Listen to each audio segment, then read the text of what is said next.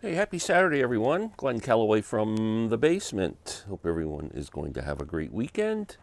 Back with another video. A couple of weeks ago, I did my top albums from the 70s and ranked them, and I believe I took 3 albums from each year. I want to do the 80s. Now, I'm not taking 3 albums from each year, I'm taking my favorite albums from my collection from the 1980s, ranked. So let's get started. A couple of these guys you might think are a little weird, but well, first of all, you guys know I'm totally into Widespread Panic, become a definite spreadhead, and their first album was released in 1988 called Space Wrangler. Really good album. I mean, I didn't have a clue who these guys were in 1998, but now I do. And this has some great songs on it. They do a killer cover of J.J. Cale's Travelin' Light. Some of my favorite songs from this band are on this album: Chilly Water, Space Wrangler, Port Song. Pretty good debut album. 1988. Next, 14 albums I've got. It's number 14. Number 13. A lot of people don't like this album. I like it. Especially, it's got 2 great songs on it. Jethro Tull's Crest of a Knave, which came out in 1987. The 2 songs that I love on here are Farm on the Freeway and Budapest. I haven't listened to this album for a long time. I should check it out. Now, the one thing about this album, it reeks of 1980s production, and sounds like Dire Straits. It's almost like Ian Anderson channeled Mark Knopfler in this album for some reason. It really does have a Dire Straits. If you like Dire Straits and you don't think you like Jethro Tull, give this album a listen. Crest of a Knave. 1987. 1980. Genesis. Without Peter. Duke. Pretty good album. Behind the Lines, which Phil would cover on his solo album. Misunderstanding was a hit. Turn It On Again was a hit. And then it closes with Duke's Travels and Duke's End. And lucky for me, I have Sharon McMahon's autograph on the back. It's a collector's item. Good album from Genesis, 1980. Okay, that's 14, 13, 12. Number 11. This album was all over the place in 1985. Dire Straits, Brothers in Arms. One of the first digitally recorded albums, I believe. And, of course, Money for Nothing was like all over MTV. Oh, my God. But had so many songs.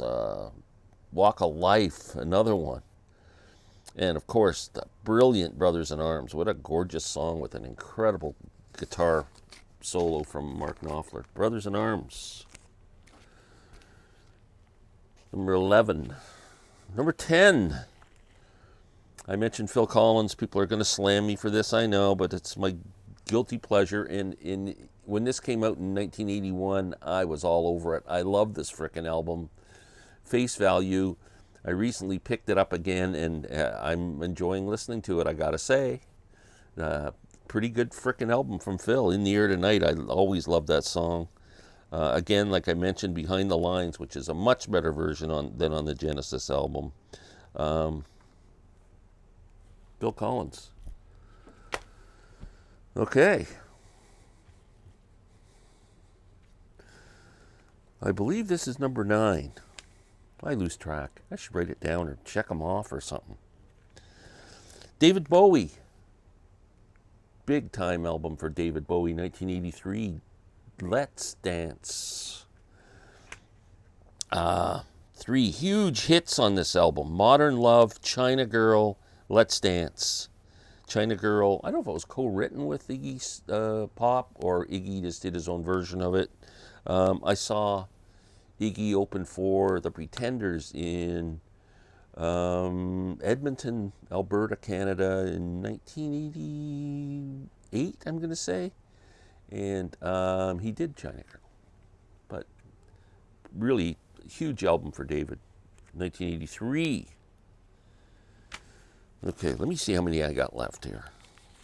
1, 2, 3, 4, 5, 6, 7, 8. My top 8. Number 8. Love this album. Back in the 80s, I wasn't a big pop rock guy, just certain albums, but the one album I loved was Tears for Fears, Songs for a Big Chair, and I still love this album. It's got Shout on it, Everybody Wants to Rule the World, Head Over Heels. Terrific album. What a talented bunch of dudes.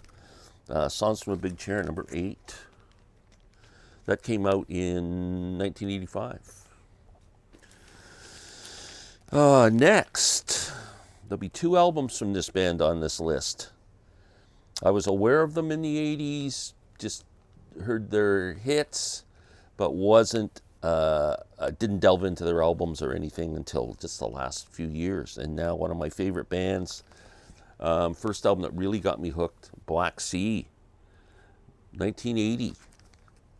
The Black Sea, what a great frickin' album this is. Man, I'm trying to look at the track listing here. Do they have it? I hate when they write it out like this so you can't read it. Let's see if I can read the vinyl. There's the vinyl right there. Trying to look. Well, it doesn't even show up. There. Oh, there. See? Respectable Street. Generals and Majors.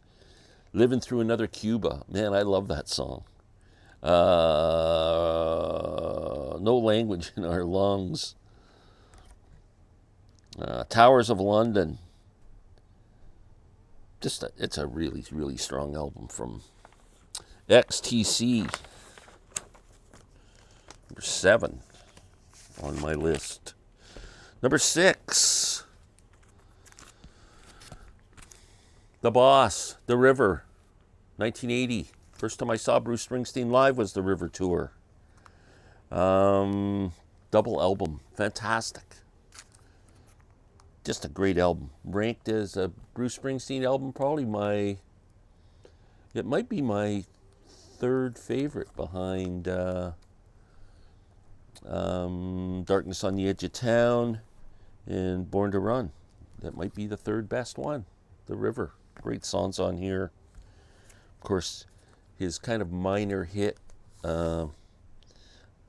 Hungry Heart, Ramrod's on here. Great stuff, a lot of staples, The Song The River. Number 5, from 1986, Peter Gabriel's amazing album, So. Is this his biggest selling album? I would think so. Sledgehammer, In Your Eyes, Mercy Street, Don't Give Up, Red Rain. Oh my God. Fantastic. Number 4, Paul Simon's amazing album. Might be his greatest album, Graceland.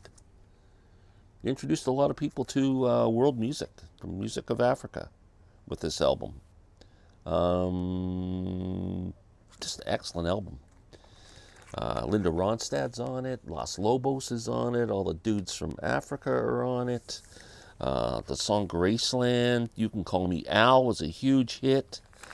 Diamonds on the Soles of Her Shoes, fantastic song. Boy in the Bubble,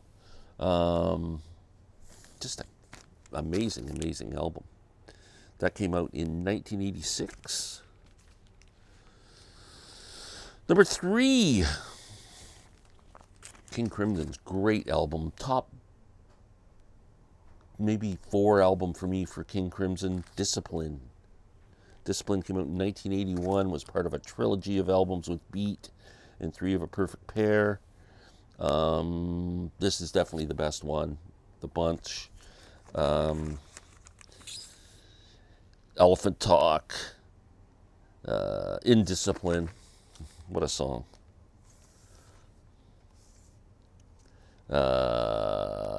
Yeah, Discipline, just a great, great album. The whole thing just rocks. Discipline. Adrian Belew, fantastic. Number 2, my favorite band, the Grateful Dead. Their biggest hit album, In the Dark. Touch of Grey. One of the great videos of all time. Touch of Grey, Hell in a Bucket, West LA Fade Away, fantastic song. Tons of Steel, Brett Midland's song. Throwing Stones, Black Muddy River, beautiful, poignant song. Great album. Only one more to go, and then that would be it for them for studio albums. And number 1, back to XTC. One of my top 10 albums of all time. English Settlement. I freaking love this album. Every note of it. Wow. Just a brilliant, brilliant album. Runaways. Great song. Senses Working Overtime. Maybe their best track. Jason and the Argonauts. This album has such great percussion, bass playing, vocal acrobatics. If you listen to Jason and the Argonauts, the way they do it's just brilliant. It really is. I mean, just a great, great album. That's my number 1. That is my favorite albums from the 1980s. Let me know what I missed. It's always something. Everyone have a great weekend. We'll be back tomorrow.